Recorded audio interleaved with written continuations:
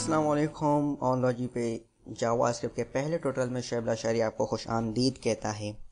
आज के इस ट्यूटोरियल में हम लोग देखेंगे कि जावास्क्रिप्ट का जो बेसिक कॉन्सेप्ट्स हैं उनको और जावास्क्रिप्ट को किस तरह से यूज़ किया जाता है। सबसे पहले जावास्क्रिप्ट क्या है। जावास्क्रिप्ट हमारे पास प्रोग्रामिंग लैंग्वेज है जो कि आजकल तमाम HTML पेजेस पे यूज़ होती है। जावास्क्रिप्ट को सीखना बिल्कुल ही आसान है और इस कंप्लीट ट्यूटोरियल में हम लोग जावास्क्रिप्ट को बेसिक से एडवांस तक इंशाल्लाह कंप्लीट करेंगे। जावास्क्रिप्ट सीखने से पहले आप लोगों को दो और लैंग्वेजेस आनी चाहिए, जिसमें से नंबर 1 पे है HTML, number 2 CSS and number तीसरे पे जावास्क्रिप्ट आती है। अगर आपके पास HTML और CSS के कॉन्सेप्ट्स नहीं हैं तो वो आप हमारी वेबसाइट onlogy.com पे देख सकते हैं और उसके बाद मैं आपको रिकमेंड करूँगा कि आप फिर जावास्क्रिप्ट के लिए आ जाएं। जावास्क्रिप्ट को यूज़ करके हम लोग क्या कर सकते हैं। यूजिंग जावास्क्रिप्ट हम लोग HTML के कंटेंट, एट्रीब्यूट्स और स्टाइल्स को इजीली चेंज कर सकते हैं। मतलब कि हम अपनी स्टैटिक वेबसाइट को डायनामिक कर सकते हैं। याद रहे, जावास्क्रिप्ट और जावा दो कम्प्लीटली डिफरेंट लैंग्वेजेस हैं, both in concept and design. Concept के लिहाज से भी और डिज़ाइन के लिहाज से भी। जावास्क्रिप्ट हमारे ECMA के स्टैंडर्ड्स को फॉलो करती है। तो अब जावास्क्रिप्ट के लिए हम लोग कौन सा टेक्स्ट एडिटर यूज़ करें। उसके लिए आप हर वो टेक्स्ट एडिटर यूज़ कर सकते हैं जो कि आप HTML की लैंग्वेज के लिए यूज़ करते हैं, जैसे simple notepad, notepad plus plus, Sublime, dream weaver वगैरह वगैरह। तो आइए हम इस कंप्लीट लेक्चर में ट्यूटोरियल में नोटपैड प्लस प्लस को यूज़ करेंगे जिस तरह से HTML में किया था।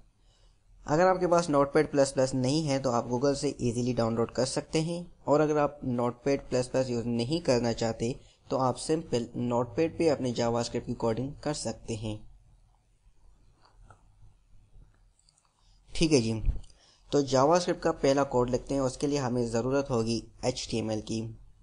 सो दैट्स वाई मैंने आपसे कहा कि पहले आपको HTML और CSS आनी चाहिए। तो सबसे पहले HTML का कोड लिखते हैं जिससे आप लोग फेमिलियर होंगे, आई होप।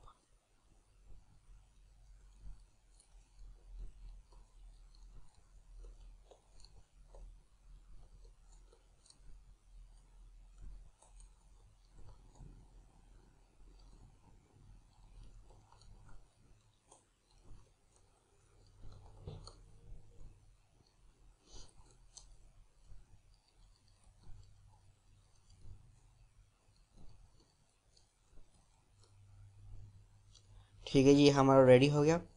अब आप पे डिपेंड करता है कि आप जावास्क्रिप्ट को HTML के अंदर ही यूज़ करें या उसके लिए एक्सटर्नल फाइल बनाएं। अगर आप जावास्क्रिप्ट को HTML के अंदर यूज़ करना चाहते हैं तो आपकी जो फाइल की एक्सटेंशन होगी वो .html होगी। जैसे मैं इसे सेव करना चाहता हूँ जावास्क्रिप्ट 1 के नाम से, तो इसकी जो एक्सटेंशन होगी वो .html होगी। ठीक है जी, अब जावास्क्रिप्ट को हम लोग कहाँ पे यूज़ कर सकते हैं HTML के कोड में।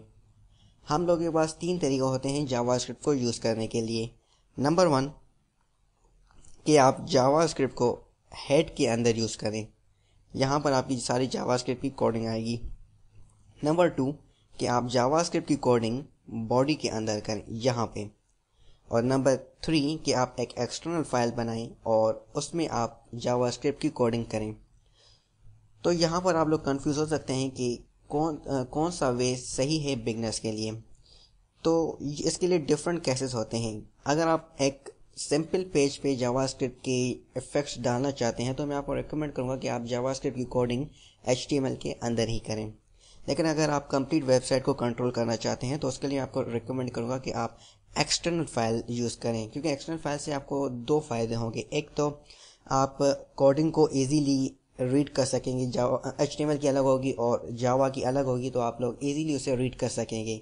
नंबर 2 कि अगर आपको जो भी चेंजिंग करनी होगी वो आप इजीली कर सकेंगे। ठीक है जी, उसके बाद अब जावास्क्रिप्ट के लिए के जो कोड है वो कौन सा है। जब भी आप लोग जावास्क्रिप्ट का कोड यूज़ करेंगे तो उसके लिए आपको स्क्रिप्ट की ज़रूरत होगी, क्योंकि जावास्क्रिप्ट हमारी स्क्रिप्टिक लैंग्वेज है। यहाँ पर एक और कॉन्सेप्ट मैं क्लियर करना चाहूँगा कि जावास्क्रिप्ट हमारे पास क्लाइंट साइड लैंग्वेज होती है और जबकि